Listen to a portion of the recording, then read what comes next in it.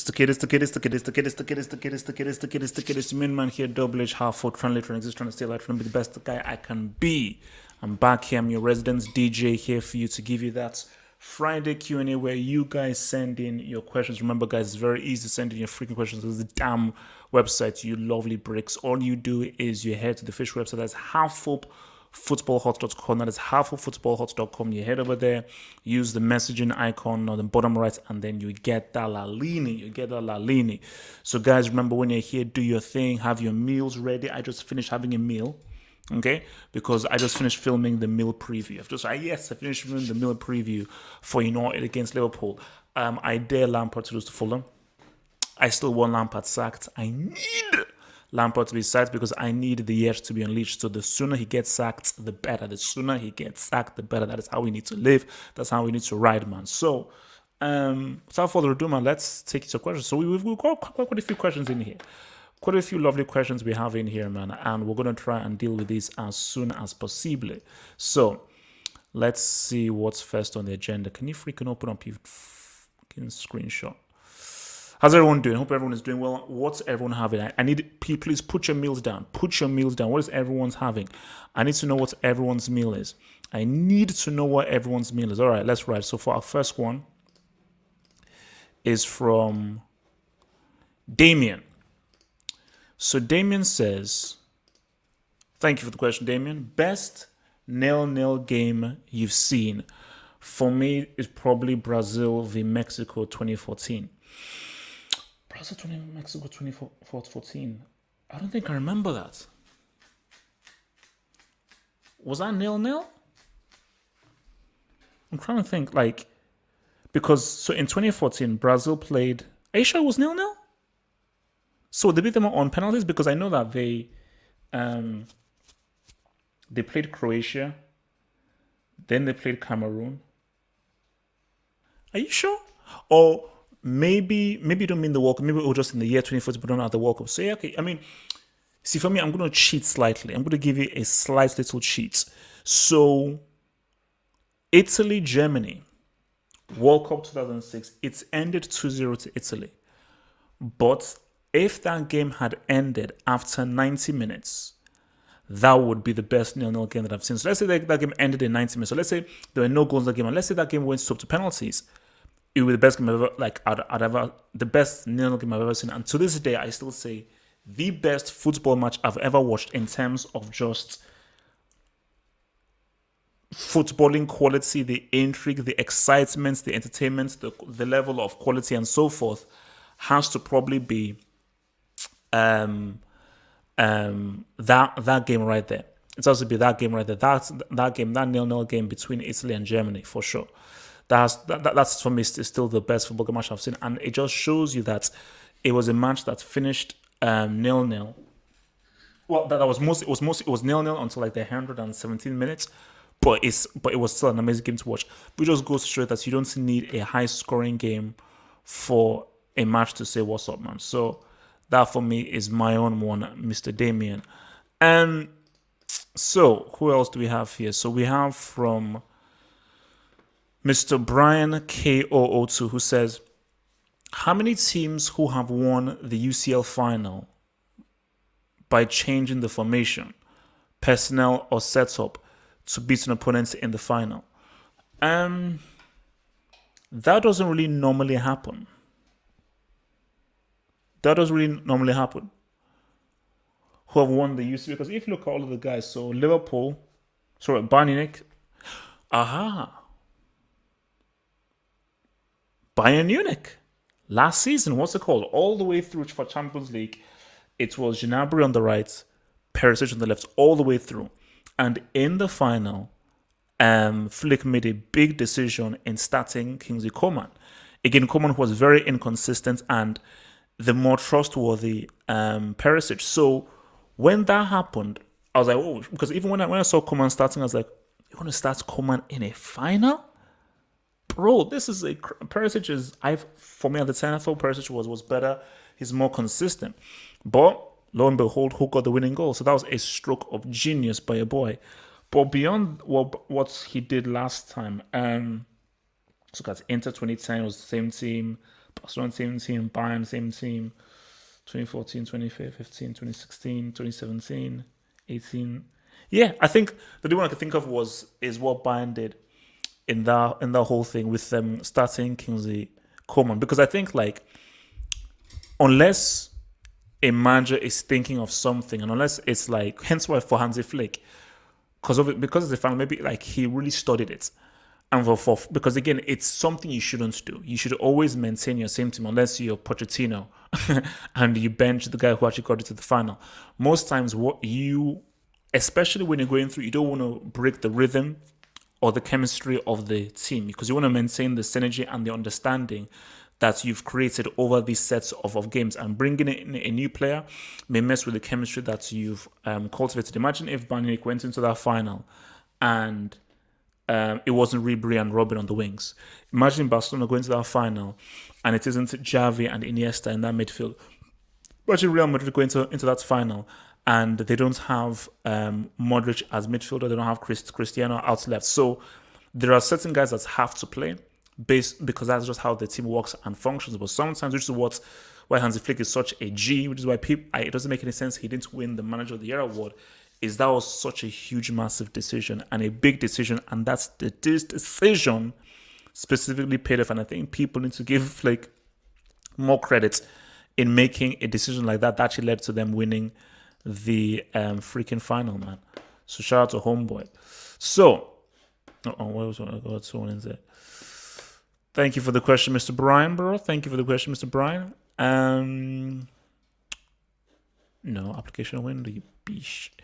So, from EJ says, HH, with Atletico out of the Copa del Rey and Real Madrid's inability to break down teams with low blocks, should we already consider them La Liga's winners? Thanks for the great content as always. Thank you, big man. That is a very great point, because look, fixture congestion, you don't want to really have any irrelevant games. Guys, especially in this COVID year, does anyone really give a damn about Copa del Rey? Now, it would have been crazy if Bayern did back-to-back trebles, but I think even for Bayern and for guys like, look, that's just being greedy, specifically in this year. So when we look at Atletico's I think, what was it? Is it Corneto or Cornea or Calypso who said, what's up to Atletico? By them doing that, I think you have to be like, oh, fuck. We are screwed, man. We are absolutely screwed with nails, bro. So I think, for Real Madrid, it is tough, and I think that, you're seeing that they have a serious inability to break down tough defenses. Like for Real Madrid, they can break down times that come against them, but teams that don't give them space, they find it very, very difficult. And I think, there is still a ways to go. And I think football finds ways of surprising us. We can't just say, oh shit, these few games Real Madrid couldn't say what's up against these defensive teams. Let's go to have Copa del Rey, therefore they should win.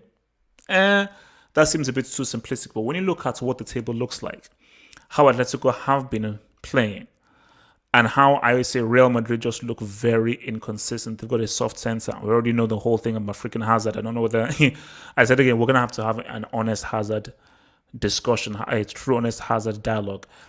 So you just look at those things, that it just really makes you say, you know what, fuck, man, it's pretty crazy. It's pretty crazy. So what was I gonna say again? So yeah, that's the thing, man. It makes Atletico's job a lot easier, because you've now done away with that Copa del Rey. And all you now have to sort of deal with now is the Champions League and the league, which should be very manageable. Because again, Champions League restarts back in end of February, and who knows how far ahead they will be by the time end of February comes. So the way things are looking, things can change, but the way things are looking, they're very much looking much more in the favor of Atletico Madrid than they are for Real. So that is the answer there, sir. All right, let's roll with this, man. So next question, big man. From Oh no, move out of the way, bro. From Zidane 1998, who says, HH, I know you love Zidane and will hate to see him sacked. But don't you think with his favoritism towards the old guards that won him the three-peat CL will cost him getting sacked with the way the result isn't just getting right these days? Secondly, what other formation will you advise him to try apart from the regular 4-3-3, which is clearly not working against smaller teams? Thanks for the regular vids. So, good quality question. Rivaldo said something that was interesting. Rivaldo said that, Koeman must be commended for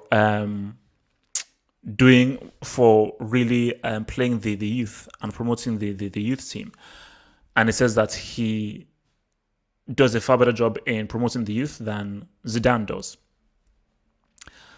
And the thing about Zidane is what he is.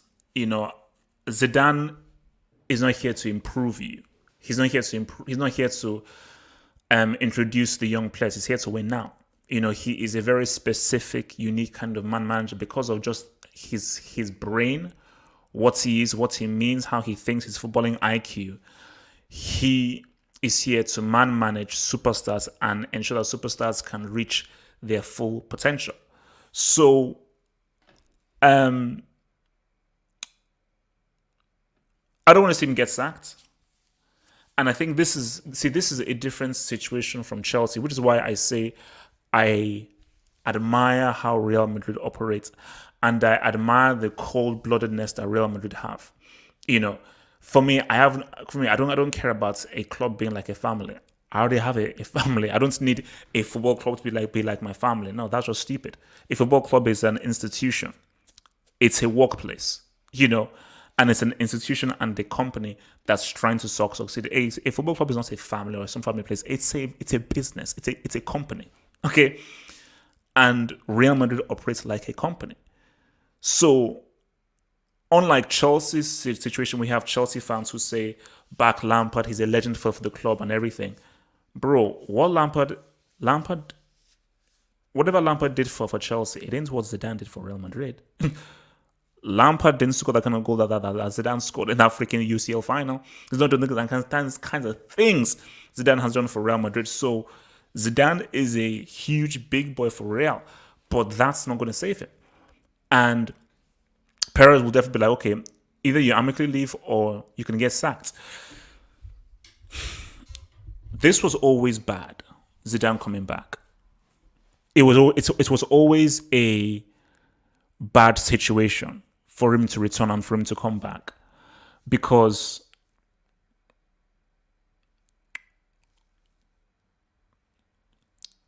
know when to leave at the right time. That's a very important thing, that is to know when to leave at the right time. And Zidane, for me, here's the thing. This is Real Madrid. Are you just coming back to win a whole bunch of titles in Spain? Okay, that's a possibility based on what they did last season without Hazard. But now Atletico have now come into the fore, and Atletico are like, oh, wait a minute, maybe Atletico are now much more of a real threat in the post-Messi era. And to have success for this coming decade, you have to transition. So you've got to buy players and combine and work with the youth. You have to have the balance of the youth and buying the right players because the thing is, Zidane, he came into a situation that he had already known when he was working with Ancelotti. He knew Cristiano, he knew Benzema, he knew Isco, he knew all of these dudes. So my thing is that, does Zidane have the capability to be like, okay, Cristiano is already out. When Modric retires, Ramos is about to leave. Your boy, your surrogate son, Benzema, is going to retire very soon. Can you buy a replacement striker? Can you buy a replacement midfielder? Okay, he did well with the whole Mendy thing, but there are questions as to whether Zidane can have sustained success with Real Madrid and whether he is a long-term manager to get them saying what's up on a consistent level, specifically domestically. And for me, I've always said that, he he has to, the formation should be 4-2-3-1.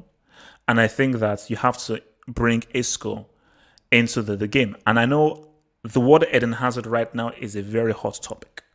It's a very hot topic, and we will discuss that in detail on the hangar. We're gonna have a discussion about it. We're gonna have a discussion about Hazard on the hangar. We will, because I think it's time. But I've always said that Hazard out on the left for Real Madrid doesn't look too good. But putting him in the middle may work. Isco, you've got a amazingly talented player there.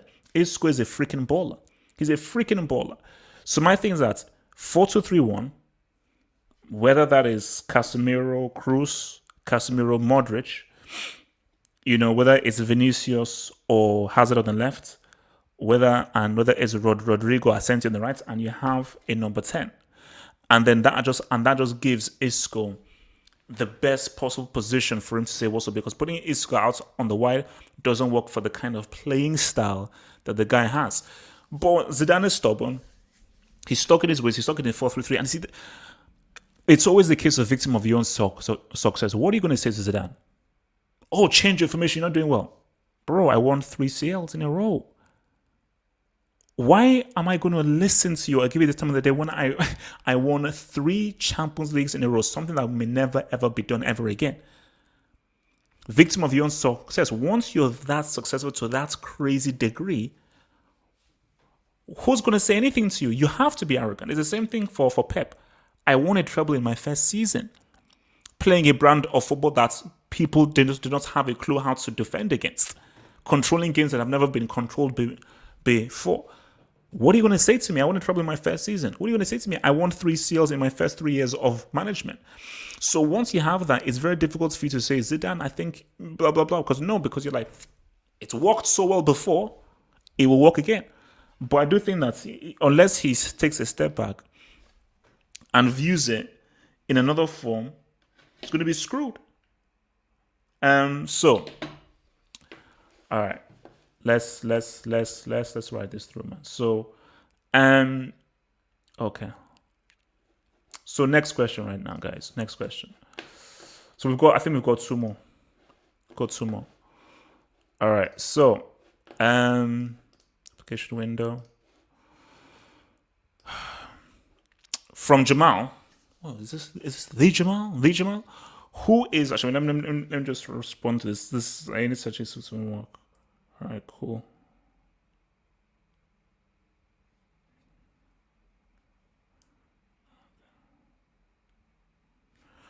All right. So, from Jamal, who says, who is England's most talented youngster right now? You see, that's like, how old is Grealish? Because does Grealish actually count as a youngster? So Grealish, no, he doesn't. He's 25. So you've got, could you say Rashford? You've definitely got Sancho. For me, really, the best of the bunch are Sancho, Foden. You might say Rashford. I think those. For me, I think as of right now, you said right now, it's got to be, you see, talented. You see, for me, I think I still say the most talented might probably still be Sancho. But I think the best right now is Foden. Foden for me, I just think that I think Sancho has more talent, but I think right now Foden is showing his talents better. Sancho is not showing his talents right now. And for me, you can be the most talented in the world. That doesn't mean anything. It's like, what are you doing on the pitch? How are you saying what's up? But for me, Foden looks very impressive. Very impressive. And the danger for England is that they've got a breaker manager. That's the only danger for England, is that Foden is the kind of player who could really be very interesting for England come the Euros. Specifically, just with that, just how he thinks about the game and who he's working under. My God, you have a player of that talent and of that skill level working under one of the best coaches in the world in Pep Guardiola. But my fear is that England will just waste him. I said again, England had one of the best players I've seen in a long time, which was Joe Cole. Joe Cole is the most naturally gifted footballer that England has ever had. and they wasted him by putting him out on the wing and just playing some breakouts for football. And I fear the same thing will happen with Foden, where they don't really allow the guy to say what's up and really play with that kind of swaggericious football that you should pretty much know him for. So yeah, I would say that Foden is England's most. I think he is the most talented youngster for England right now, Mister. I still say it's Sancho. It's between Sancho and Foden, but for me, my eyes are more on Foden because he's playing the best right now, and he's saying what's up right now. And the key thing is that, bro, he's scoring winning goals. This guy is scoring winning goals right now. So the guy is on money right now. So they just need to give him like a proper number. All right. So, let's see what we're doing here, man. All right. So from TO5, thoughts on people saying Grealish is performing at Hazard levels at Chelsea, like the pressure and expectation of playing for Chelsea to Aston Villa is vast. In my opinion, you can't be a world-class player at a mid-table side. I think you do have a point there, because for me, being world-class comes with pressure and delivering in big moments. That is what makes you world-class. World-class isn't just about how good you are. It is, hence why I just say Harry Kane. I don't know whether it's world class because has Harry Kane said what's up in a CL semi, World Cup semi, World Cup final, CL final, Euro semi, Euro final.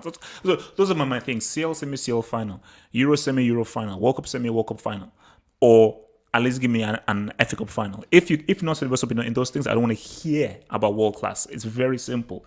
You can only be world class if you say what's up in a high pressure moment. If you can't, I don't want to hear anything about you. Okay, you're just an eye player. So for a Grealish, Grealish isn't world class, and you can't put him at Hazard levels at Chelsea because Hazard was winning FA Cups for Chelsea. Hazard was winning European trophies for Chelsea when he was at Chelsea. Hazard for Real Madrid, I have no idea. Grealish is a quality player.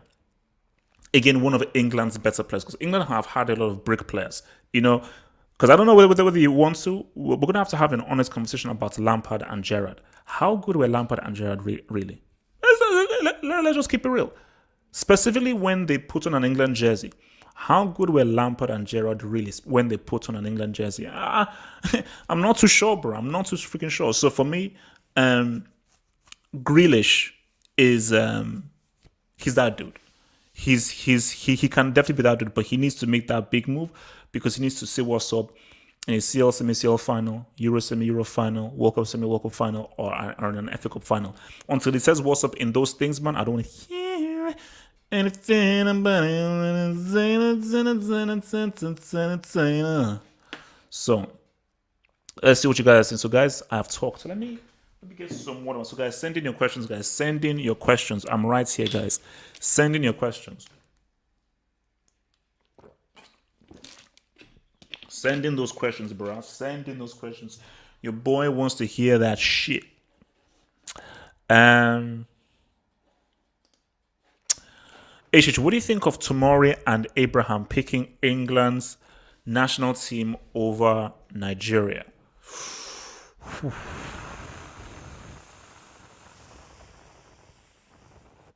What do you think of Tomori and Abraham picking England national team over Nigeria? It is what it is, man. I have no beef with that.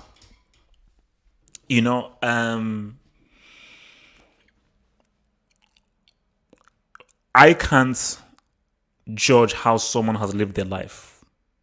So for Tomori and Abraham, what if they've lived in England for most of their life? What if they never grew up in Nigeria? They have no links to Nigeria as well. And they feel more closer to English culture than Nigerian culture. Should I then begrudge them? Do they have a duty to choose Nigeria when they feel more English than Nigerian? So no. It would be nice if they chose Nigeria. I think it's unfortunate that Africa are losing all of these talents and all of these players. I mean, because another special is dropping. I did one about Mario Götze. The next special I'm dropping is about Africa and the World Cup. And this is the situation here. Africa is losing all of our talents. So because of that, it makes things very difficult. Makes things very difficult indeed, man. Whimsical Thoughts, shout out to the members, shout out to members, Whimsical Thoughts, shout out to the member, Whimsical Thought, man, shout out to all my Patreon members and members. Shout out to my Patreon members and members. Remember, man, keep on that community page. Keep it on the community page. I'm there for you guys. So Whimsical Thoughts, Football Hot member says, Chelsea's next, option A. Chelsea's next. So Chelsea's next, option A. Allegri or a Rafa. Been there, done that, multiple managers, or option B, Nagelsmann, Ten Hag, Ruben, or Ralph Ragnick. Option B. You see, for me, I'm one of those guys of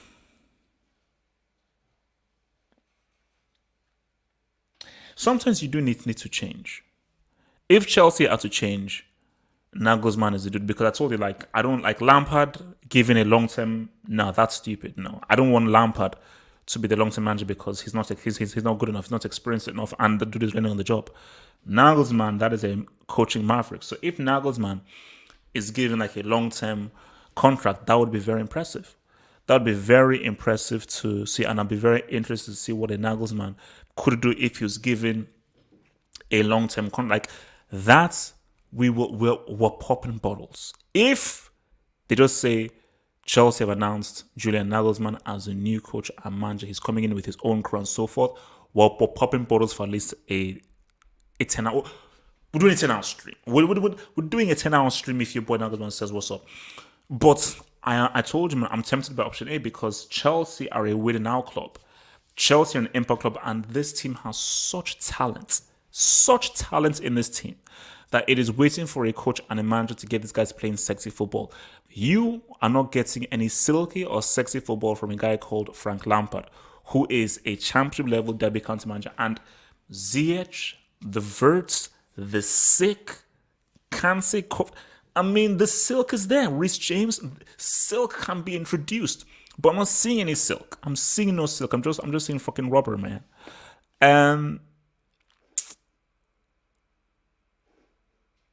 All right, what are you guys saying? Can Bayern win the CL this year with a brick with a brick defense? You saw Barcelona's defense. I told you, man. Bayern Munich guys called me haters. I said that I'm not too sold on Bayern Munich saying what's up and defending their title. Guys say, oh my gosh, you're so salty. You don't freaking like this, blah blah blah blah blah blah blah blah. I'm like, what? I'm not being salty or hateful. I'm just keeping it a stack that I just don't think that Bayern Munich would defend their title. And now you're seeing that they've got a soft underbelly. They've got a soft underbelly, and defending a Champions League crown will be, see, each time a great team doesn't defend the CL, we have to give a dub for Zidane. Zidane and that Real Madrid team, for me, does not get enough respect. Let me tell you this right now. If Pep and Barcelona did what that Zidane and Real Madrid team did, people would have orgasms over them. People would have freaking orgasms over them. So, but because it's Real Madrid, it's Zidane and so forth, they don't play the kind of cool tiki-taka football. People are like, nah, screw you. But I think Bayern can, but I'm doubtful that they will. I'm doubtful that they will, man.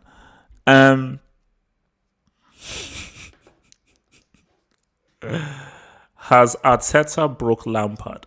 1 win, 1 draw, 2 losses. What's with this? I was a certain man before the Arsenal game. The post-Arsenal game, I have now changed. I have sadly now changed. I am not the same man that I should be. I'm not the same man that I should be, man. So, that, because everything, you can trace everything back to that loss. Hey, so like I don't know what else you want me to say. Everything can be traced back to that freaking loss. That loss is what screwed over Chelsea. Ever since that loss to Arsenal, the team has been broken. And I think it's because of the nature of the loss, because of where Arsenal were, where Chelsea were, and hence why I told you, man, United beating Liverpool on Sunday could be seismic. It could affect Liverpool mentally. I don't know, I'm sure whether they will. But if they were to do so, it could affect them on a deep, peaceful level, bruv.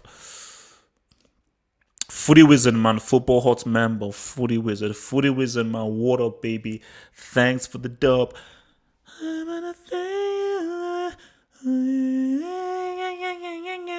Footy Wizard, man, Football Hot member, man, keep the dub, baby. He says, the Wizard is back. France are shooting themselves in the foot with the whole Benzema scandal. Milan are looking serious this year. And so by the Wizard, who do you say the Wizard is? And yes, it's just a freaking tape. So Karim the Dream Benzema can't play because of a freaking tape? A tape? An alleged tape? Come on, man.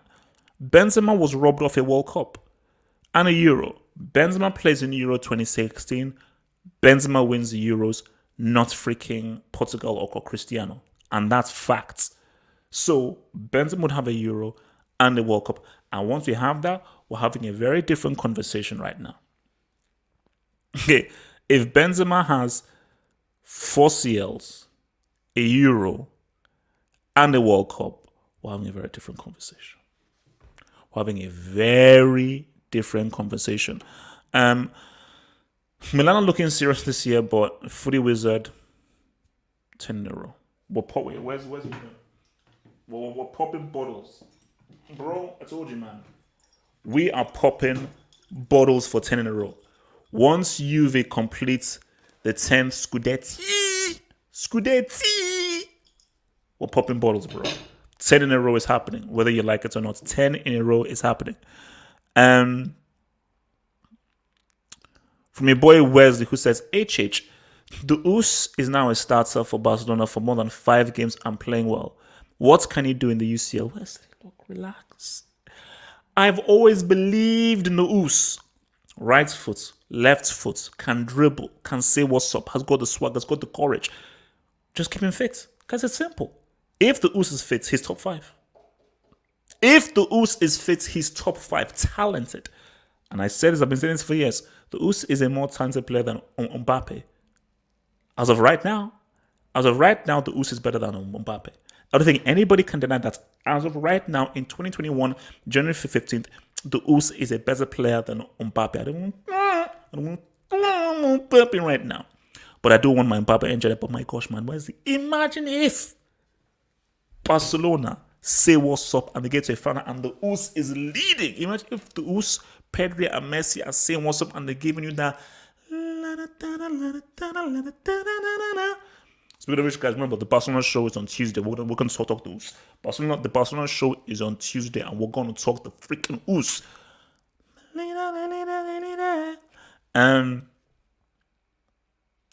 So, how are we riding, man? How are we riding? All right. Remember, shout out to my members up in here. Shout out to the Football Hub members up in here. Throw up deuces. Football Hub members. Throw up those deuces. Football Hub members. Throw up those deuces, man. Throw up those deuces. From your boy, Rambo339. Rambo339, what up, baby? Welcome to the Friday Night Lakini.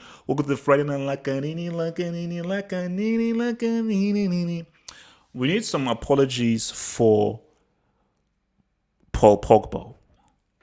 People said he was finished when he was battling COVID, started the season. Some of the players people rep have never reached a World Cup final, yet alone scored or assisted one. Ooh!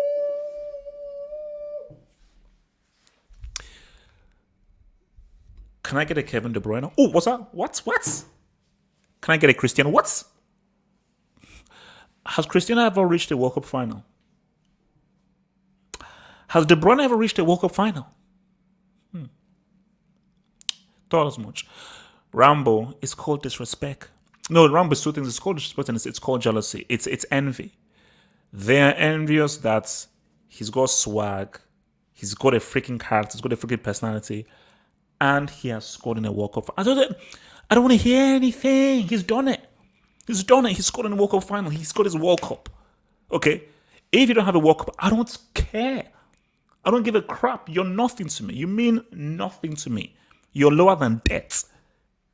You wanna come to me without a World Cup medal? Are you sick? Are you sick? Are you sick in the head? Don't talk to me if you don't have a World Cup. Don't talk to me. I've got a few CLs, man. I've got a few Champions League, man. Rambo 339. I told you I was always right on the ball like me, bro. I was always saying what's up to your boy like you. We knew you had a lakini. And people need to show him some love. People need some support, but they won't. They won't because they're just jealous, envious. Envious losers. Envious, absolute envious losers, man. All right, what else were you saying, man? Yeah, that's where guys remember like and subscribe, man. Like and subscribe, man. Do all that thing, man. Bada bing, bada boom, boom, boom. Hit that bam. Why is Benzema still tier 1? Because his money. And look, we constantly review his rankings.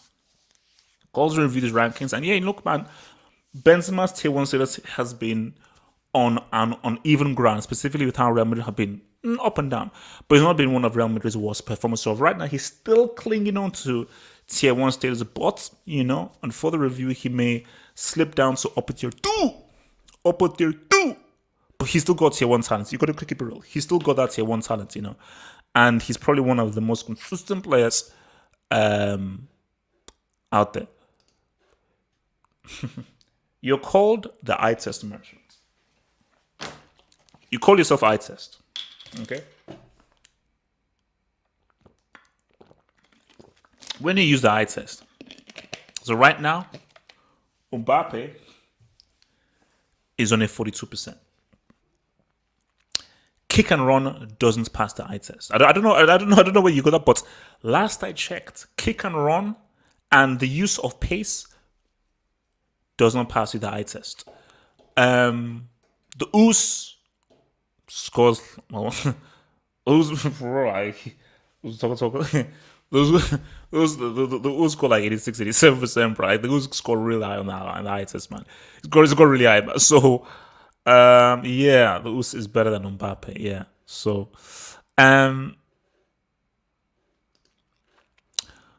Son and Holland are Real Madrid. How good could it be? Woo! Money. Son is too good for Tottenham. I've always said Son is too good for Tottenham. My South Korean brother, he's too good for Tottenham. It's already the sunrise in the east. I just think that. But I don't think he realizes that. I think Son feels like his level is Tottenham and he's made up for Tottenham. But if I was advising Son, I say, Son, mate, do you know what you are as a player? Do you know the product you are? Do you know you're the branding you are? And for Real Madrid, my God, Real Madrid, it makes so much business. Because at the end of the day, guys, this is about business. It makes so much business sense for Real to get Son. That's the first thing. But as a player, in terms of what he can do out wide on that flank and the kind of attacking synergy he has. So, okay, let's keep it real. As of right now, Son is better than Asensio. He sure as hell is better than Vasquez. He's better than Vinicius. He's better than Rodrigo. And as of right now, he's better than Hazard. So, Son is literally better than all of the wingers and wide players that Real Madrid currently have at their club. And for Erling Haaland, he's got to wait for Benzema. Now, here's the thing though. If Zidane is there, Haaland should not touch Real Madrid. Zidane will play Benzema until until he can't walk. Even then, he'll still force Benzema to crawl. Haaland should only go to Real Madrid when either Benzema retires or Zidane is no longer manager. Then, when Haaland goes there, he can be the main striker. And my gosh, a Haaland and a Son, woo-wee! And maybe you add in because Son plays on the right. So Son plays on the left. Haaland striker. You put a La on the right side. Real are looking sexy. Looking very sexy. All right, where we at? Sending those cues, guys. Sending those cues. Who do you drop for Chelsea?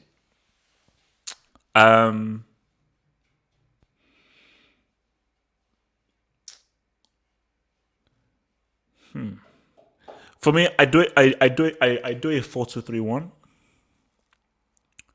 I do a 4-2-3-1, and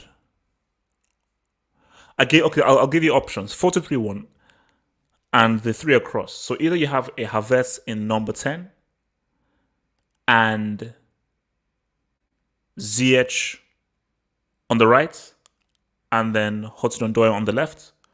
Or you can do a Ziyech as a number 10, Hudson-Odoi on the right, Pulisic on the left. You know, that's what it is. So either he'd come in for Pulisic on the left, or he'd come in for Ziyech on the right, where Ziyech would now move into the number 10 position. Because I think it is obvious that Hudson-Odoi has to play. I think he has to play right now because Werner has been trash, horrible. Havertz has been played out of position, and Ziyech has been given break instructions. So it's pretty messed up, man. England's Euro 2021 chances, man. Oh, God, Euro 2020 just sounds so much sexier. Euro 2020, that just sounds so much better. Your chances. It's under a better manager, they'd have a really good chance. Under a better manager, because it's the best set of attacking options England have had in a very long time.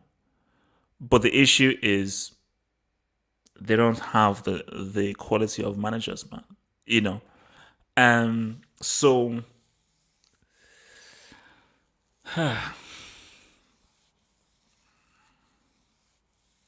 under Southgate, not that hopeful, because it's not about the players you have, it's how you use the players, how you utilize them. Spain, that was a super talented team, but let's give Del Bosque some praise. Del Bosque did a lot to coach the African team, because that team needed guidance and coaching. They couldn't just exist in and of themselves like the Brazil O2 team. They had to be guided, and your boy said what's up. Your boy said what's up. So for me, because it's Southgate, because it's a quality team with quality players, or under Southgate, I don't think chances are very high, brother.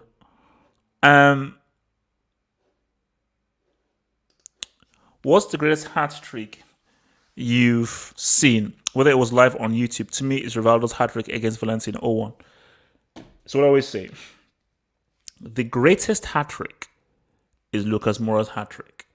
That is the greatest hat trick based on the stage it was in, what was at stake, and the way in which he did it. So CL semi, they were the weaker team. Ajax were the team that were balling all throughout. So really, they were to go out, and they had 45 minutes to try to say what's up, and to score a hat trick in the second half, CL semi, great. But the best hat trick of all time that will never be completed is Rivaldo's hat trick.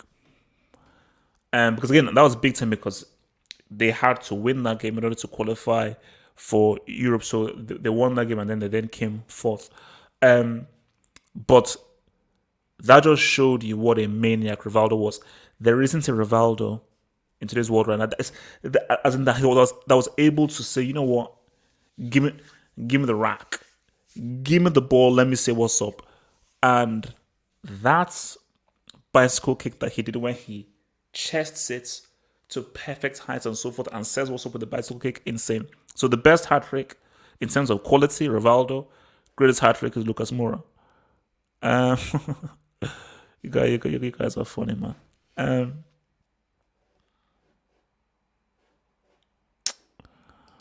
Do you seriously think that with pragmatic football declining, that Allegri would be a good choice for Chelsea, given that they want to use the academy players and the young attacking talents they have? Abramovich wants to win. Let's just start there. Abramovich wants to win. He just doesn't want to be like, oh, Abramovich is a Russian businessman who got his money, how he got his money. You can fill in the blanks. So if he's going to invest money in his toy and his pastime, why the heck is he going to invest in? Oh, this be like a 4, 5, 6 year process. F no.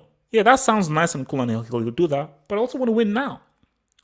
And you see, this is something that people have to stop. There isn't any philosophy that goes out of style. You can't just say, oh, pragmatism doesn't work anymore. Yes, yes, it does. If you have the right players, right system, and so forth, of course, pragmatism can work. You can just say, oh, because everyone is doing 4-3, we should all do 4-3-3. If you have the right sets of players, and the system, 4-4-2 can work. 3-5-2 can work. 4-5-1 can work. You know, if you have a quality, great, amazing defensive unit, a superb DM, is a smart, consistent number 10, and a clinical finisher, pragmatism can work. But how many true clinical finishers are there? How many true natural number 10s exist? We just discussed this before. We are living in the worst period for defenders. There are no quality defenders out now. So because the quality of defenders are not that great, then it makes it difficult to do pragmatism. But all you need to do is just coach them, train them, and cultivate them. Because trust me, under the right coach and management, an average defender can be trained out to be a quality defender very easily.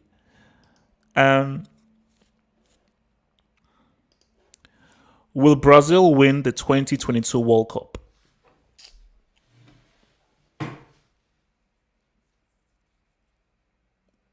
If I was to put money down, I would say no. I would say no. Because the team is lacking that thing. Because it's Neymar's last chance. It's Neymar's last chance. If Neymar doesn't win a World Cup, his legacy is finished. Maybe not for you fanboys, but for in the footballing way of things, his career is finished. His legacy will forever be tarnished if he does not, as a Brazilian superstar, deliver a World Cup.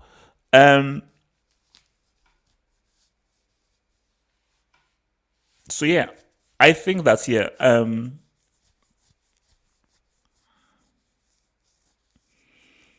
I wouldn't put money on Brazil winning the World Cup. Now I have no idea who will win it because I don't think France will defend their title. So that's another crazy question as to who, because again, who knows what the landscape will be come 2022. But then, how? By the time we get to 2022 in the winter, how good will Rodrigo be? How good will Vinicius be? So there are many, many, many things that are how to be taken into account. So.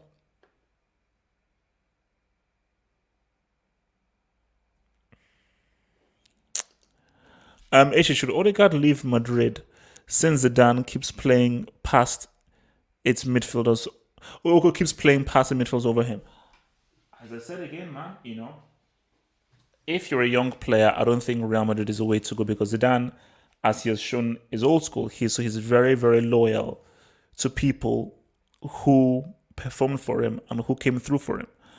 And for someone like Odegaard, who I think he's Norwegian, what's called Odegaard, Holland. They've got a nice crew. If I'm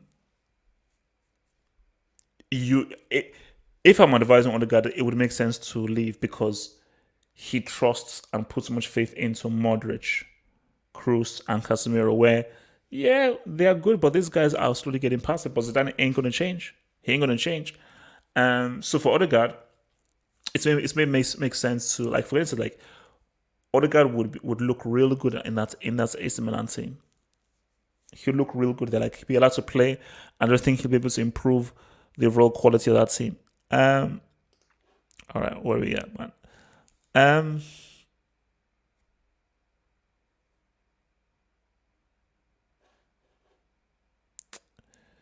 All right, where are we at? Where are we doing it, man? Shout out to your boy Whimsical Thoughts, Football Hub member, Whimsical Thought, man. It says, my best free kick taker, Juninho, and best penalty shooter, Balotelli. Oh, you took my best penalty shooter, but also shout out to Mendieta, who's also a very good one. But yeah, the best penalty shooter I've ever seen is Balotelli. Statistically, the best free kick taker is Juninho, but I want to go someone different. So, penalty shooter, since you've taken Balotelli, who I think is the best I've seen, I'll put in Mendieta. For me, I admire and I prefer penalty takers who place it rather than smack it. And Mendieta and Balotelli, they always went for placements because they're more technical players. Best free kick taker. I really liked Pirlo, man. I liked the way, because I also remember Pirlo, he even said that he took his technique from Jorginho. Because before he saw Jorginho, he just used to just do the standard run up and just call it. But then Pirlo then said that he saw how Jorginho was taking free kicks and said that the key to a free kick is where you strike the ball. Now, if you strike the ball with the right power in the exact right spot, it's going to move in such a way that it makes it very difficult for a keeper to save it.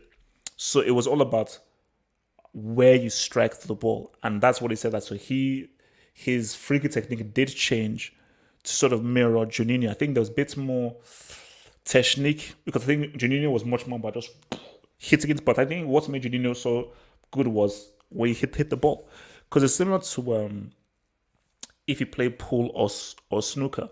If you hit the ball in a particular way, with particular amounts of power, it will go in, and then the white ball will now end up in a position for you to now take up another shot. So, all right. So,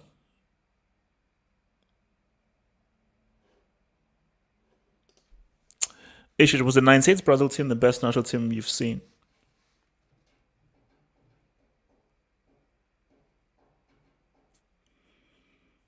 Keyword team. 98 was up there. But this is a very good shout for the Argentina 2016. Like I said again, like is it Peckerman or something? He's gonna have to suffer for that, because why the fuck did you take off Riquelme against Germany in that game? But that team was absolutely insane. I mean, you had a Pique Tevez. You had Higuain was there. You had what was the game with this guy? Oh shit, the guy who scored against Mexico. Maxi Rodriguez. You had, and then of course you had a very young Messi. You had Riquelme. You had a Pique Cambiaso. Like, if you guys just, like, I remember that game they played against Serbia and Montenegro, and how they just totally delivered them. I was like, that team was just amazing. It was an amazing team, and they should have beaten Germany. They should have. If Riquelme stayed on the pitch, they'd have beaten Germany, you know. But he just got scared because he wouldn't know how to defend, and then he just messed everything up. But yeah, that has to be what. That's the team that really stood out for me, was Argentina's 016. That was an excellent team. And again, that is where I said, nah, Riquelme is that dude. Because again, going to YouTube, look at Riquelme's through ball to Saviola against Ivory Coast. The way he disguised that was insane. The way he disguised that through ball was insane. So there are very few, sometimes for me, an amazingly well executed through ball gives me more joy than an actual goal, man. Like, just to execute an amazing, because it's such a hard, tough skill to do that. Even when I do it in football, I'm like, oh yes, I did that, man. A through ball. So that's my thingy, man. Shout out to Whimsical Thoughts. Shout out Whimsical. Thanks for the dub. Thanks for the dub. Thanks for the dub. Thanks for the dub. Barca are trash. But fact number one, Barca this season has the highest goals in La Liga. Fact number two, Barca could get a trophy on Sunday. So how trash are Barca really? You see, that's the thing, man. Is like, Messi has now woken up. He's woken up and he's a bit hungry. He's woken up. He's a bit hungry, and he wants to say what's up. Your boy wants to say what's up. So because your boy wants to say what's up, it makes things very interesting. It makes things very interesting indeed, man. So, it would be interesting that, based on everything we've said about Barcelona, how much we've insulted them and abused them, if they do win that trophy this Sunday, which I think is what's called, is the Super Copa. So I think it's them and Is it Bilbao? Yeah, I think it's Bilbao because they beat Sociedad and Real lost to Bilbao. So I think it's them against Bilbao on Sunday. So, but look up. If Barcelona somehow, because I said they'd win the league, I said Barcelona would win the league, but then I was like, oh. Then when I saw how it started, I was like, oh fuck. If Messi leads these guys to league victory, man, Munsaha and Red better not say a single word. They better not say a single word, man. The Spanish Cup is easier to win than the FA Cup. Bro, does anyone? I mean, outside of England, does anyone care about the FA Cup? Honest question. Outside of England, I want to ask you people right now. Outside of England, does anybody really give a damn about the FA Cup? Keep it real.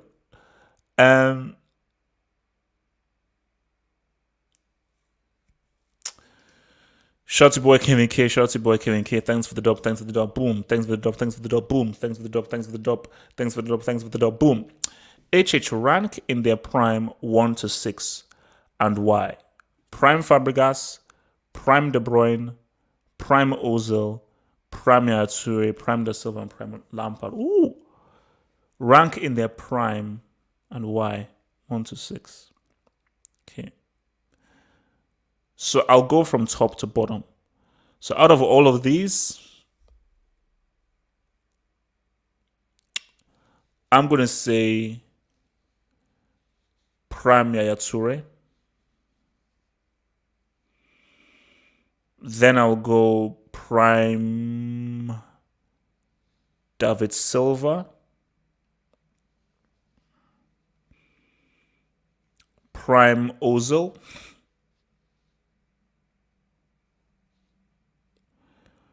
Prime Fabregas. Yeah, Prime Ozil, Prime Fabregas.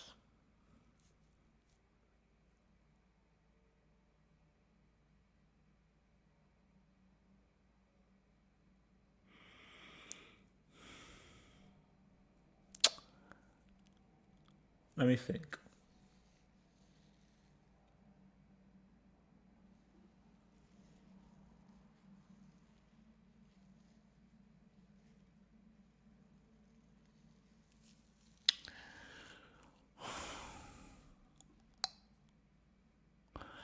I might put Prime De Bruyne over Prime Lampard. Because I'll tell you guys, we have to have an honest conversation about Lampard and Gerrard, man. A real honest conversation, because for me, Lampard's biggest thing was look at the amount of goals he has scored as a midfielder, which is insane. Because he scored so many goals as a midfielder. I never, just in terms of just as a footballer, I never rated Lampard as that great a football player. He was just amazing at shooting and amazing at scoring goals as a midfielder. That was it. But in terms of, okay, you are as a midfielder, because when I look at these guys like Yature, Silva, Fabregas, these are guys with high technique. And even Lampard himself, when he was slating Pogba, flicks and tricks, this is from the Lampard's mouth himself. Lampard said, "Oh, I was never that talented." So even Lampard himself admitted that he was never that talented, but he worked hard, which is why he got in the way he would. So Lampard was never that talented a player. Like for me, it's like I told you, Zola got me to Chelsea. Now Zola, that guy was a talent. Lampard was just about, my God, man, how are you a midfielder and scoring this amount of goals? So he was revolutionary for his position in the Premier League. But if we're just looking at terms of players and how good they were in their prime, Prime Yature was insane. Prime Yature was the guy was a one-man army. Like those 2 seasons that he had, where he had like double figures for goals and assists, the guy was a one-man army. Like this guy almost every game would take the ball from the halfway line, steamroll all the way through and just smack the ball into the top corner. And he's a midfielder, you know? So like those 2 seasons that he had, and I think the seasons that City won the league, people need to give more respect for Yature because it's the kinds of goals this guy was scoring, man. But that's an interesting one. That's an interesting one. Do you think France will be hit with the Champions Cup in 2022? Yes. France look primed to be hit with it because they've, all the ingredients are there. Stubborn manager. They'll definitely be arrogant, and he's not good. And he will not change or revamp the team. So it definitely feels as if they get there, they lose the first game, they draw the next game, and maybe they just so it's you can just see that there is a recipe there for them to really get screwed over. There's a recipe there for them to just be like to fall under that Champions Ball. Because I think we said it before. 4 years is a long time. 4 years is a long time. You can't just rock up with the same team and expect to win. Look at how different the 94 Brazil team was to the 98 team, or the 98 team to the 02 team. I don't care what anyone says. Brazil should have won that 98 World Cup. 100%. They should have, 100%. But look at how different that team was. So remember, they won it in 94. They got to the final in 98. And they obviously won it in 02. But if you look between 94 and 98, where they won it in 94 and got to the final in 98, those teams were different. Ronaldo didn't kick a ball in 94. Rivaldo was in. The only person that was in 94 that was in 98 was Bebeto and Dunga. I think Cafu might have been definitely Dunga, definitely Bebeto, the only guys from 94 who were in 98. And the only guys from 98 who were in 02 was obviously Carlos, Cafu, Ronaldo, Rivaldo. I should have been Romario as well. So you have to bring in new players. And my danger is that, okay, what does Mbappe look like end of 2022? Where is Pogba at the moment in time? Where is Griezmann at? Is Griezmann still stinking it up at Barcelona? So, because he's not going to change place. He's not going to bring back Benzema. But France needs to bring in new blood. Keep a few old places, but you have to come with a new flow after 4 years. That's what you have to freaking do. HH. Okay, I'm sorry. Did I message? No, I don't. HH, is Samuel Eto'o the best striker of the 2000s aside from R9? To me, he is. Well, R9 was really 90s. For me, R9's peak was the 90s. So, because I think we'll be talking about this with Eto'o. So we have Inzaghi, we've got Vieri, sort of, I think it was more late 90s. We've got Inzaghi, we've got Shevchenko. So Shevchenko, Inzaghi, we have Henry. We have Batistuta, maybe. You got Batistuta. You can make that argument. You can make that argument because there were some damn good strikers in those 2000s. Because Shevchenko was real. But as real as Shevchenko was, he flopped in the ACL final, bro. He flopped. So you can definitely say that homeboy Eto'o was that dude. The Eto'o was 100% that dude in the 2000s, man. All right, what else are you guys saying, man? General Cruel, football for you fuckers, man. Oh yeah, Eto'o over Henry, man.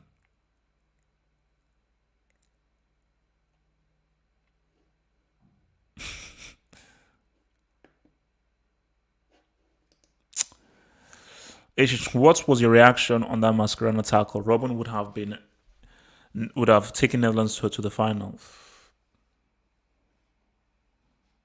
Crazy. Remember, I was watching it with my friend in his house, and because the game was just freaking tight, And I think the game was after 7-1, I believe. Correct me if I'm wrong. I believe the game was after 7-1. So it was in such crazy contrast to what 7-1 was, which was just an abomination.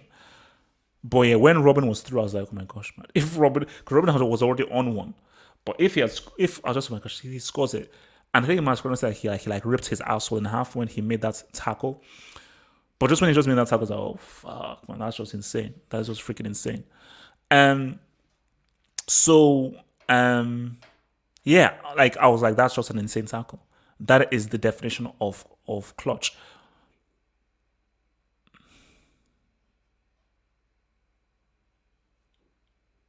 I don't think Holland beat Germany. I don't think Holland beat Germany. I'm not sure whether any team in that World Cup would have beaten Germany. I still think Spain would have.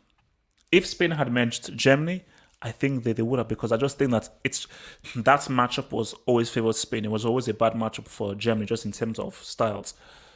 But if Holland had made that final, I don't think they beat Germany. I don't think they beat Holland. For me, should have beaten Spain. Just that Holland winning it in South Africa is a bit weird. But Robin was robbed. Robin was robbed of a World Cup. I mean, because if Robin had a World Cup, man, bro, well, we're done out here. We are done out here. Okay, we're freaking done out here, bro. He just needed that freaking World Cup, man. But Jazz Casillas had to say what's up.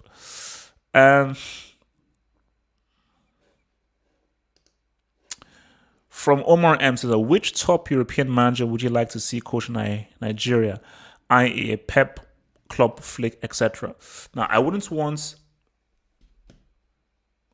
No, I wouldn't want a.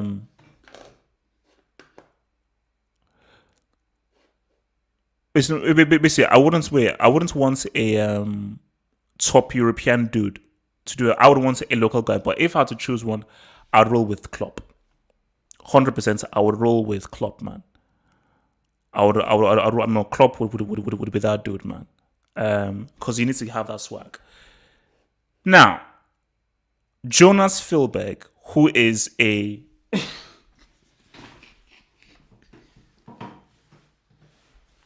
I don't know what that translates to.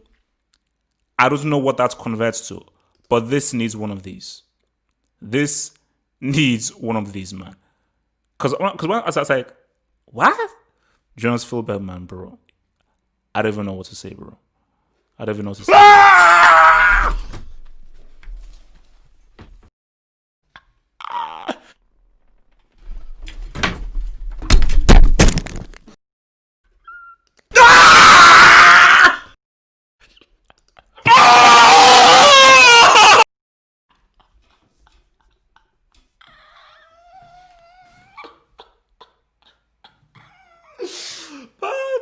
I can't wait for the sale to return, man. Jonas Philberg, man. For this, I'm going to show my bald head and so forth, man. Pop those bottles, man. Jonas, man. Thanks for the support, man. Thanks for the support. Thanks for the dub. Thank you for that dub, man. Thank you, bro. Jonas, man. Even though that piece of crap called Frank Lampard has depressed me, even though Arsenal has ripped me apart and so forth, even though I'm in a state of depression because Chelsea could face a trophyless season and my dream for the seal could be done, and even if I'm finding it very hard right now dealing with those pieces of crap, so-called proper Chelsea fans, and your club is the reason for this. Your club did this to me. Your club did this. Your club has made me an alcoholic. But that's one side. Jonas, we thank you, bro. Thanks for that dog, man. Thanks for that dog, man. Your boy, man. Let's get in on this bad boy now. Let's get in this bad boy right now. So, can you do a reaction video to Beckham, the passing genius video? I feel the passing he did throughout his career doesn't get spoken much of. I watched that Beckham video he did a few months ago, but it was only goals and first touches in that video. I feel that everybody talks only about his first touch and technique, but not about his passing. There's a clip. There's a clip. And which is why I say I need to watch it, but there is a pass he gave to Henry where Henry gives him the ball. He has the ball stuck to his feet, turns around, and then with the outside of his foot, plays it through two players and gives it to Henry. In our family, this is way back in the 90s. In our family, like we used to give nicknames to players, and we called like me and my brothers, we called Dennis Bergkamp this specialist. And I've said this for a long time. I've said this to Devon, to people, man. I've said this for a while. Dennis Bergkamp. Dennis Bergkamp might very well be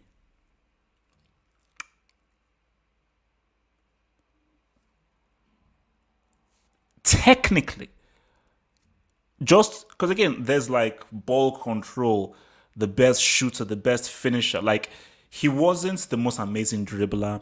He wasn't the most skillful. He wasn't the most dynamic. He wasn't the best player of his generation.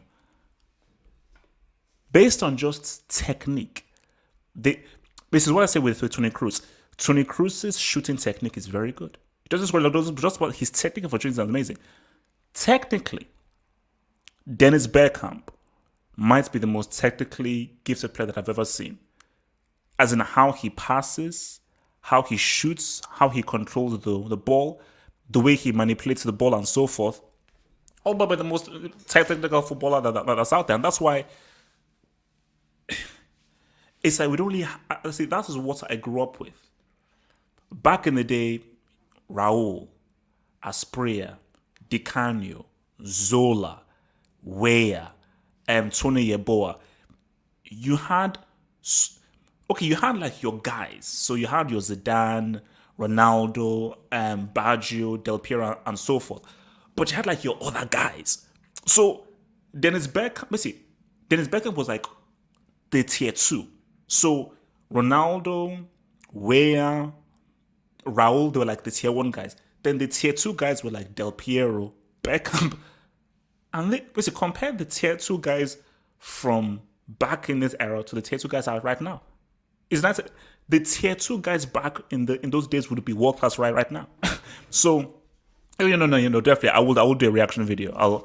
I'll do it up for the members. But Dennis Bergkamp was because see, that's the thing, is like that is just when people you appreciate football and so forth, because when you just watch a player and you're like, how did that guy do that?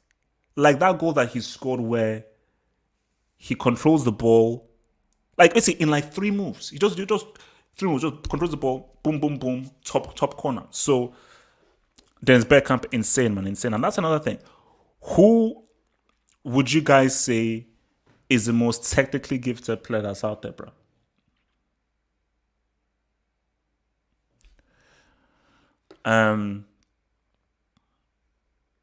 Technically gifted guy that's out there. The most technically gifted player that you've seen. Oh, that's it. You see, which is why, guys, look, YouTube, it is what it is. Look, YouTube are going to take a cut. YouTube, they'll always take a cut. It is what it is, which is why I have my donation thing on PayPal, which obviously I'll be telling you guys about. So to pretty much dub to your boy fully, in a way where I get a large of the share, it's PayPal. PayPal is the real dub. PayPal is that real dub. It's more convenient for people to use YouTube, but YouTube will always take a percentage. Look, it's freaking Google, man. They always take a percentage, but but if you think about this, look, I'm using the YouTube's platform, so you've got to give and get and so forth. That's how business works. If let's say you're gonna give me the biggest online platform on the planet, I want something back, bro. I want something back. But I mean, PayPal. That is where you can get most of the money and your donations towards me is through PayPal, because PayPal isn't like a YouTube platform like that, man. So that's the scene. That's the scene, man.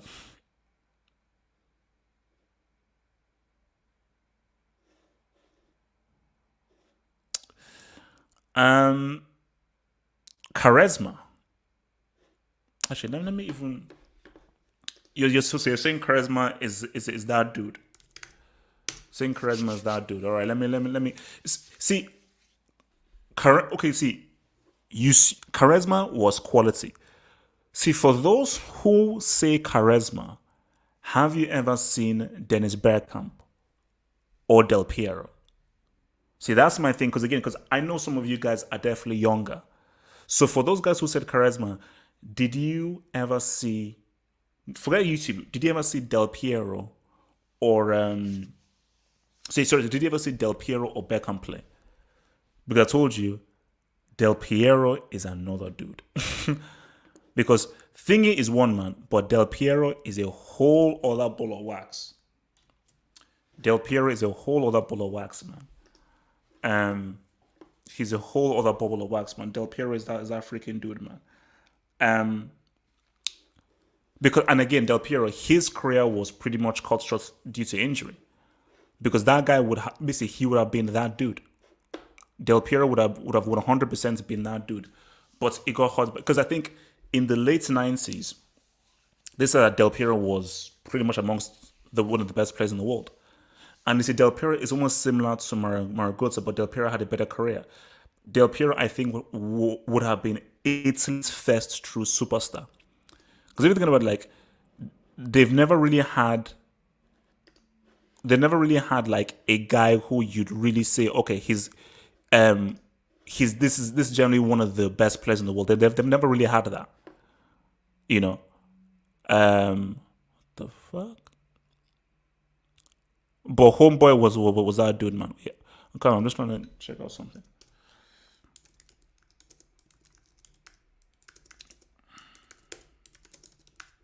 There we go.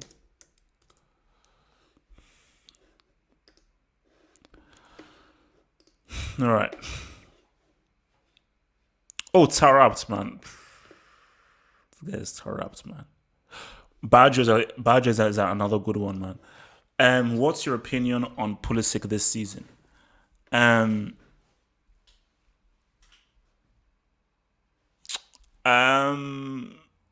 Injury has affected him.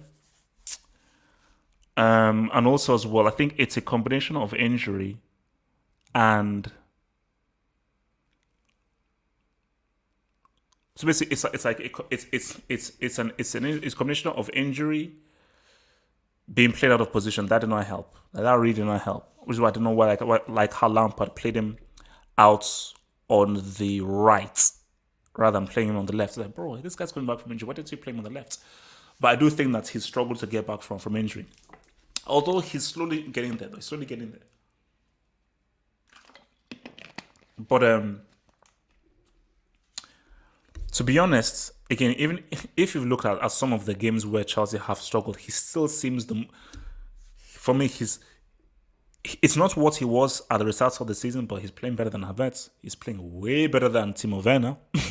So he's still doing things, just not to the same degree that he was doing it after the restarts. But I think you have to have games. And the issue with it is that Lampard has brought so many new players. He's playing them in so many different positions that Pulisic will not be able to have, okay, just give me 4 or 5 good run of games just to get back onto my groove. He's not going to have that because he's going to put Timo Werner there. He's going to put Hudson-Odoi there. And he's going to try and put. So he'll just keep on changing, chop down, changing, chop down, changing, chop down, and change it. But I just think that Timo Werner being put out wide on the left and been horrible has not helped things because as not so great Pulisic has been, he's not been anywhere near the basement level that Homeboy has been, man. Into the Juve predictions. 1-1. I'm definitely feeling a 1-1. You know, I'm definitely feeling a 1-1 vibe, man. You know, that's my thing. I'm definitely missing a 1-1. That's my thing. Inter definitely ain't winning. That's for sure. And the Inter definitely in winning. So I'm definitely feeling a 1-1 vibe, man. I said again, Hazem, if Juve do 10 in a row, bro, if those guys do 10 in a row, my Lord in heaven, man. Why are you guys doing this to me? All right, let's see. What are we doing here? All right, let me hit this real quick. I think I've missed a Sablingi. Why does it put this on entertainment, man?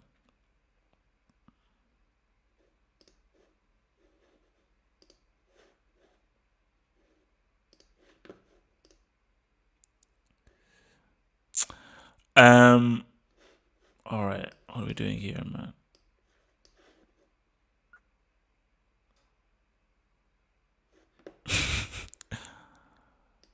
So, Dennis Hujdo says, top three games you have ever seen. That's always tough, man. Top three games you have ever seen. Well, I'll come back to you, Mr. Gilbert, man. I'm just trying to get this super chat spot. Wait, what was Gilbert's thing? Okay. Top three games you've ever seen by Dennis Hujdo. Thanks for the dub. Thanks for the dub. So, Germany, Italy.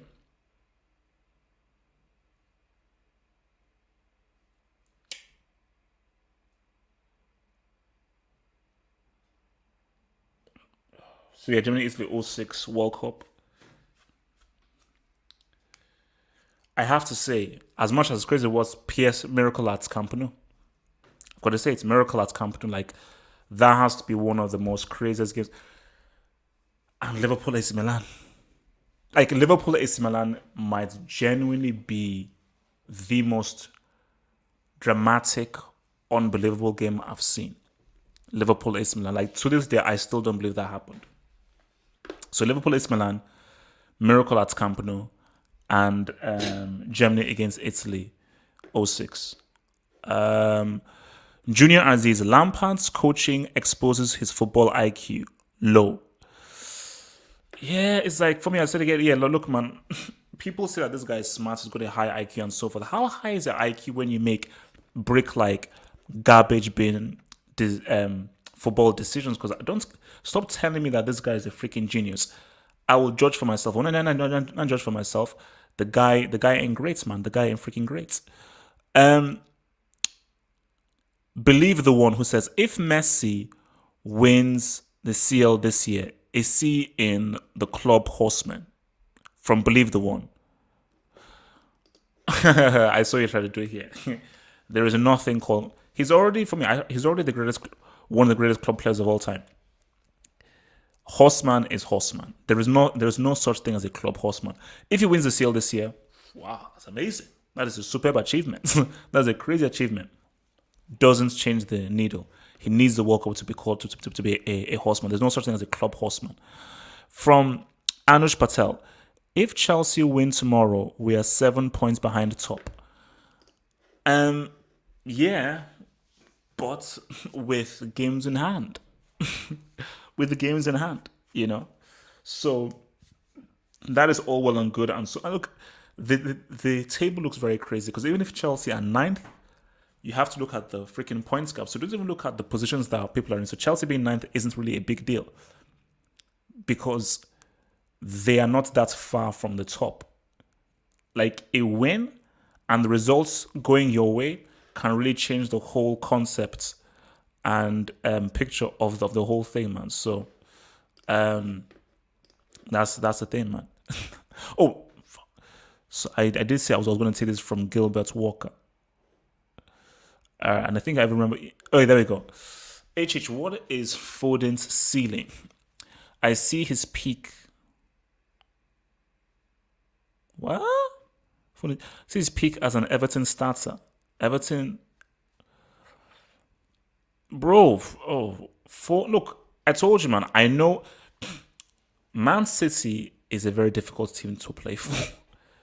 It's a very difficult team to play for. It's a very difficult team to start for.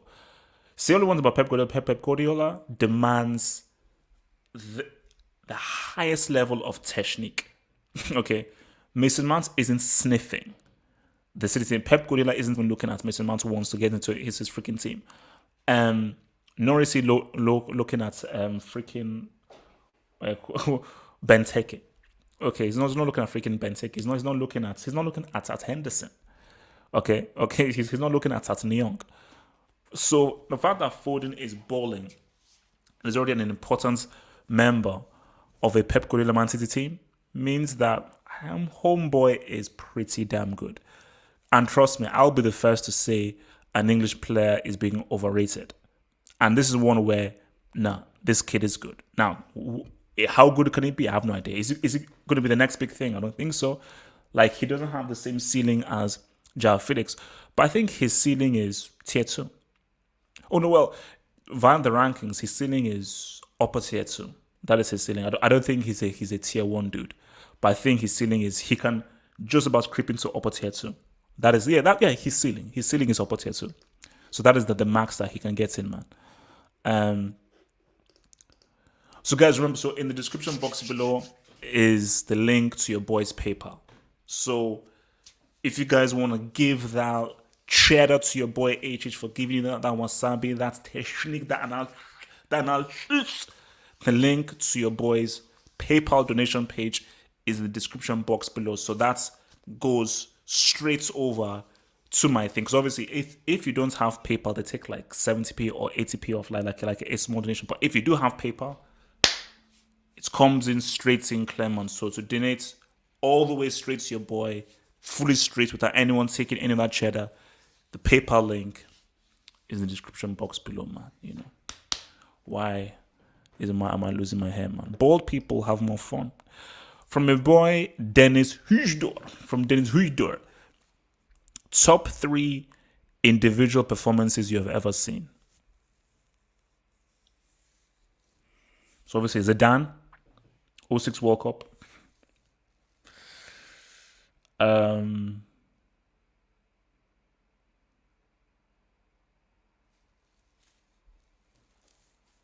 Neymar, Miracle at Camp Nou.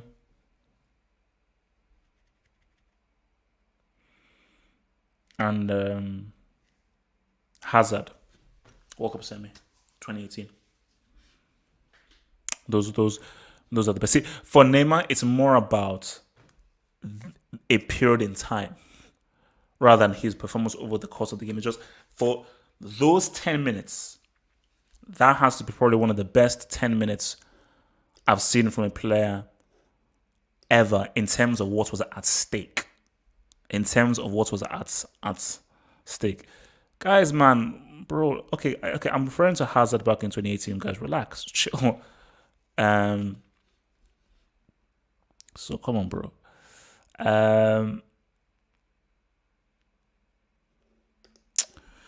With Rooney retiring, is he a Premier League legend? Yes. He's not a legend, but he's a Premier League legend. Yes, he's a United legend, a Premier League legend, but he's not a legend of football. As I said, Rooney was never world class, and he was overrated. He was never as good as people thought he was. But yeah, he's a Premier League legend, you know, for sure. You can take that to the bank. You can definitely take that to the bank. He's a Premier League legend, You know, but was Rooney really that good? Really, let's say Rooney at his peak, was he really that good? You know. So yeah, he was talented and so forth. But was he ever genuinely one of the best players in the world?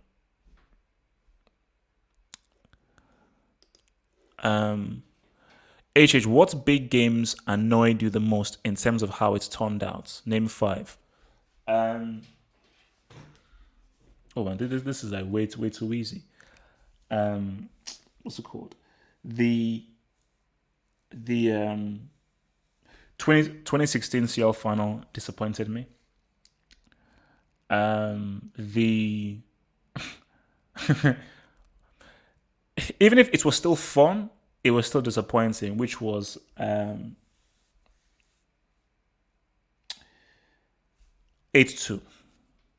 That was disappointing. What annoyed you the most?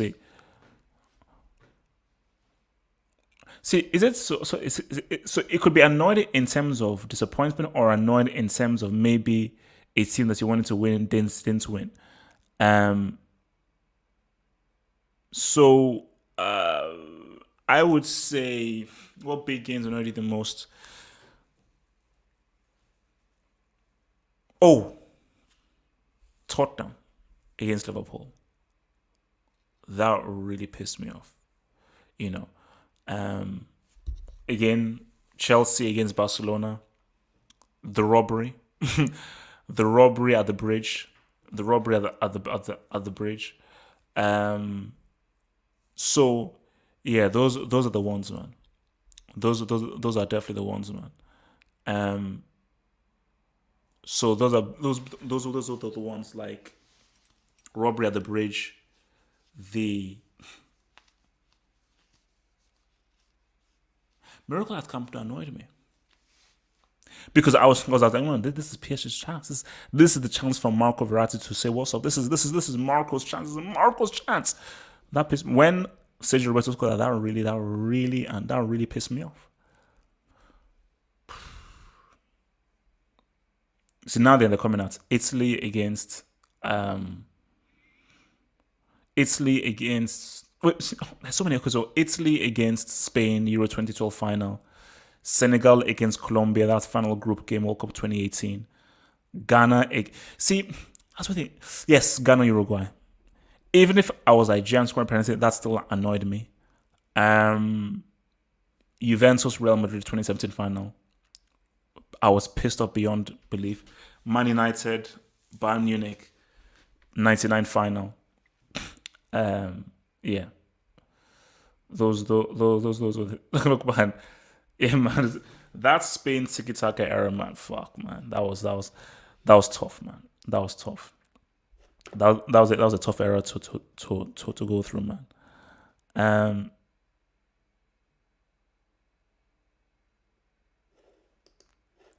HH, what's the best pass combination to goal you've ever seen? Oh,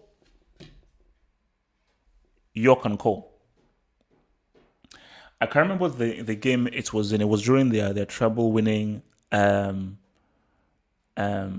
campaign, and it might have been against Inter Milan. It was definitely a CL non-knockout game, but literally York and Cole just did 1-2, 1-2, 1-2, and then scored. It was just like, wow, this is really just like where these guys. That's why, even if it's slightly, they call them like soul brothers. I was like, okay. Thank you, white people. But yeah. Oh, against Barcelona, yes. That one. 19 against Barcelona, yes. That's one combination between York and Cole. Yeah, that was the best pass combination. I just remember seeing that goal. I'm like, no, that is an amazing goal. That's just an amazing goal. But yeah, no, see, this is what I was even saying earlier, which was the 06 World Cup win this again against Serbia, man. But guys, look, man, I'll keep it real with you guys, man. Let me keep it real with you guys, man. Can we just pray and hope that we get a smooth CL and the Euros this year? Because guys, I won't lie with you. Let me level with you. It's hot. Not having the Euros on Copa America this year, it's pained me. It pained me. Because see, I'll keep it real with you. See, for me, you got to keep things going, and I'm like a full match. You always got to keep things going day by day and everything. But guys, you guys who've known me, man, and guys know that I'm very easy to read. When that Champions League rolls through, bro, it goes down. It goes down. Whenever it's a Euros, Copa America, Nations Cup, bruh, like. COVID, you fucker, man. COVID, you absolute bastard. I was so pumped for a Euros and a Copa America this summer. So pumped. I mean, like, that was painful, man. That was pain. Like, not having the Euros, basically, just not having the Euros this year because I was so ready. Nah, man, that was painful, man. That was painful. After your PLV, did you change your opinion? For me, he's the GOAT alongside with Messi, Arna, and Maradona. I don't see Cristiano there.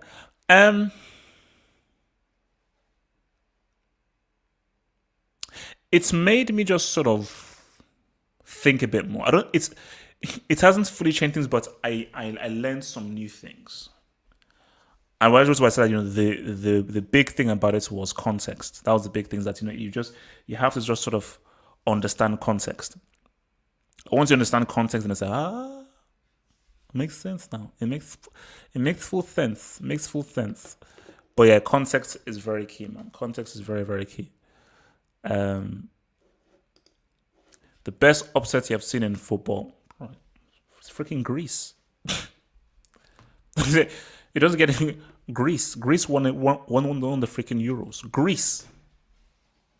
Like, there is no other upset that even comes close to that, man. It is freaking Greece, man. So Yeah. Like, I still don't know how. And also, Greece, they beat they beat Portugal twice. They beat France with Zidane. They beat Czech Republic, who were the best in that tournament with peak Rosicki, peak Czech. That's that formula. What Greece did was like, bro. I mean, it was too crazy. But see, I saw Denmark. See, for me, but Denmark. See, you have to understand what Greece were. Greece were known as the whipping boys. Like, you always prayed that you had Greece in your group. You're like, oh my gosh, please give me Greece. Please give me Greece, man. Because you know that if you have Greece or not, these guys are trash. You knew these guys were freaking trash, man.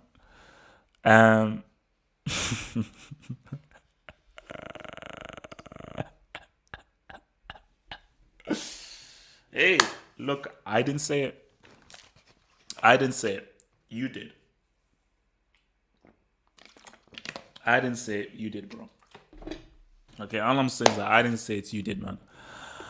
All right, lads. It is time for me to retire, man. So, guys, remember, man. It's a big weekend. It's a big weekend, guys. I'll be on Twitch for Fulham. Guys, I will be on Twitch early. Join me. I'll be on Twitch early with a meal for Fulham against Chelsea. I'll be on Twitch early. The heck? Because Saturday Hangout is going to be off the cheesy. Because we're going to talk Hazard. We're going to have an honest conversation about Hazard. We're going to talk. We might talk to this. We're going to talk Hazard. We're going to talk United, Liverpool, Inter Milan against Juventus, Bayern Munich getting thrown out of the cup, so their treble is out of there. So lots of big things to talk about. So it is going to be a massive, huge thing as well, man. But guys, Jan 17 is going there, and I filmed the preview. The preview has been filmed. And guys, yes, I brought out the meal. I brought out the meal. So guys, peace out. Stay true. Stay real. And Chelsea, can I please have a dub? Please. I'll see you Saturday. 1 or 2, 1. Peace. Become a Football Hut member and gain access to cool emojis on the live streams and get access to new YouTube content by clicking the join button here. And to view that new content, head over to the YouTube channel homepage and click on the community tab over here.